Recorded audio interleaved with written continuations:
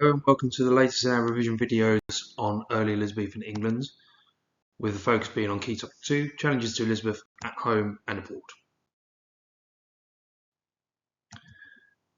Part 2 today, we'll look at relations with Spain over the entirety of the time period from 1558 to 1588.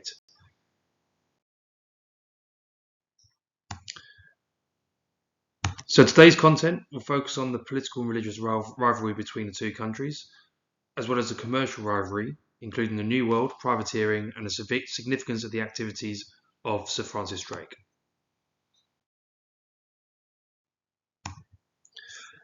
So first of all, we need to look at the idea of what Elizabeth's foreign policy aims were. The idea is that she needs to develop and improve trade to benefit the English economy. This links back to the financial aspect of the challenge that she faced in 1558, whereby the crown was £300,000 in debt and not having enough income to clear it. Therefore, one of the aspects for that is to improve the trade within the economy in order to gain more money. Secondly, is to protect the English throne.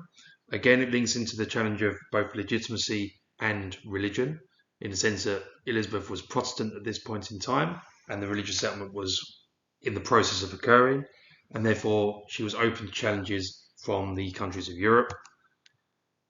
And in addition to that, is the protecting of the English borders to ensure that there's no invasion from the key countries within Europe.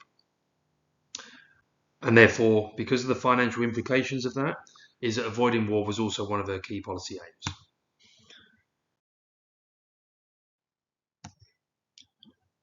So first of all, let's have a look at the political rivalry between the two countries. So the nations of Europe competed for more territory in the 1500s, mainly because it meant that if you had more people, then you had more wealth, and therefore with more wealth, you had more power. England wasn't as wealthy as France or Spain, but France and Spain competed against each other, and therefore England benefited from this rivalry. So France wanted to be allied with England because France was surrounded by Spanish territory, because Spain had both the Netherlands and obviously a land border with France with regards to the mainland Spain itself.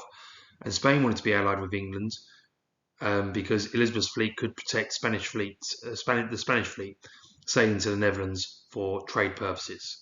Because if they were to go towards the Netherlands, then they'd have to pass through the French coast and therefore be open to attack. The key issue was the Duke of Alba and the suppressing of Protestantism in the Netherlands, as the Duke of Alba was in charge of the Netherlands at this point in time.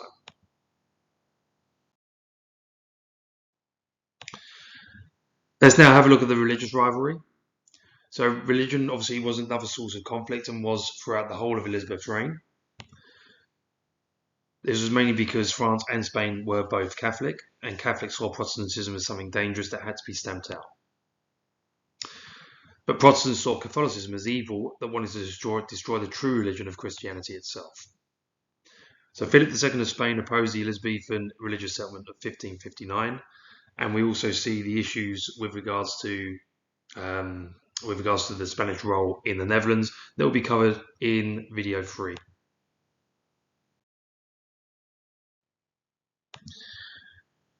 So going on to commercial rivalry and the New World itself. So English merchants began to explore new markets such as in Russia, China and Turkey. But they faced the following issues when expanding trade. One was because Spain controlled the Netherlands, and that was England's main route into Europe because of the amount of ports that were there, and that Spain controlled much of the New World. The New World being what we classify as Central and South America. And within the New World, there were new valuable trade opportunities to exploit. So, for example, tobacco, sugar, and silver were all examples of these new crops or resources in the New World that could make governments very, very profitable. So, as Spain controlled much of the New World, you needed a license to trade, and you need to get that license from Spain. And therefore, you'd have to give some of your profits over to the Spanish authorities in order to trade.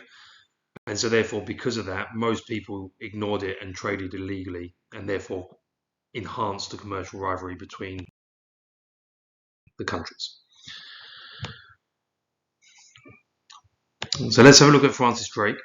So Drake made his fortune in trading in the New World as well as explorations. So we'll look at Drake and his exploration in the video covering Drake in KT2.2.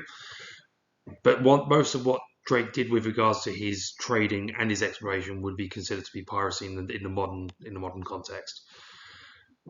However, because Elizabeth hired Drake as a privateer in 1572, he is therefore state-sponsored and therefore is not considered by the Elizabethan government to be a pirate, but is considered to be a pirate by other authorities, particularly with regards to Spain. So in 1572, he had investment from Elizabeth and therefore made a voyage to Panama. Whilst there, he looted £40,000 of Spanish silver, which is a huge amount of money in today's markets, and that should have provoked a Spanish response. However, it didn't provoke a massive response from Spain purely because Elizabeth didn't publicly welcome Drake home, and therefore there was a bit of an attempt there to improve Anglo-Spanish relations in 1573. Now, we're about 12 years away from actually declaring war on Spain, so again, it's quite early on in Elizabeth's reign, and therefore she's trying to keep that aim of avoiding war and protecting English borders. So she's doing everything that she could to do that, and therefore by not publicly welcoming Drake home, although being privately delighted by it, it didn't then cause too much of an uproar over Spain itself. The Spanish was more directed at Drake him as an individual rather than England. In 1577, Elizabeth issued Drake with secret orders to attack Spanish colonies in the New World. Elizabeth wanted to enrich England as tensions were rising with Spain and war was becoming more likely. So notice the idea of how as time moves on, 4 years later, is that England is obtaining more money from trade and therefore is able to put that finance towards protecting English borders and protecting England from invasion. So let's take a look at the significance of Drake's actions, purely because this may be a 16-mark question that comes up in the exam. So one of the significances of Drake's actions is that his actions against Spain made it clear that England did not accept Spanish dominance of the Americas, purely because he's going out on voyages, he's looting, he's privateering, and therefore does not want Spain to have the domination of those particular areas because of the riches that are there.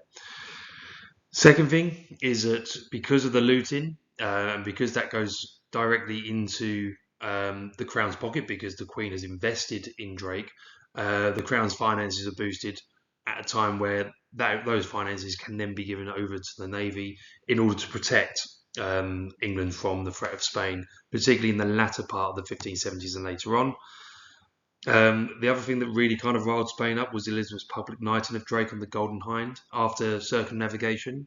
Now, circumnavigation does come up in key topic 3, so there is a video on that.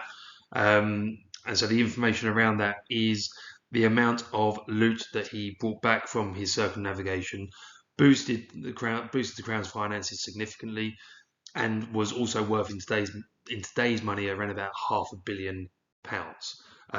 So therefore, because Elizabeth publicly knighted Drake to turn him into Sir Francis Drake, it sent a massive message of defiance to Spain.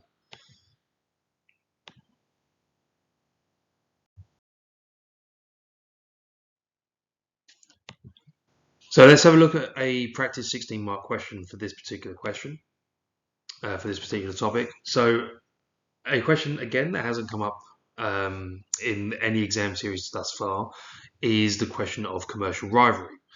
So commercial rivalry was the main cause of tension between England and Spain in the years 1558 to 1585. How far do you agree? So you take each of the rivalries in turn, but you have to make sure you set it against criteria that's set out in the introduction. So the criteria here would be the factor that created the most tension over the longest period of time. So if you look at the question's over nearly 30 years, and the idea that rivalry would change over that time period. So you want to know which one creates the most tension and for the longest time period. So the 3 factors to use is obviously commercial rivalry because it's stated within the question itself. You've then got religious rivalry, as stated earlier, and then the actions of Sir Francis Drake himself. So in terms of the judgment for this question, is that you'd have to say that commercial rivalry created the most tension, as the rivalry led to the actions of Drake and other privateers to financially impact on Spain. It's not religious rivalry, because although that's gone over the longest period of time, it doesn't really create the same amount of tension as someone going out and stealing and looting from the Spanish authorities.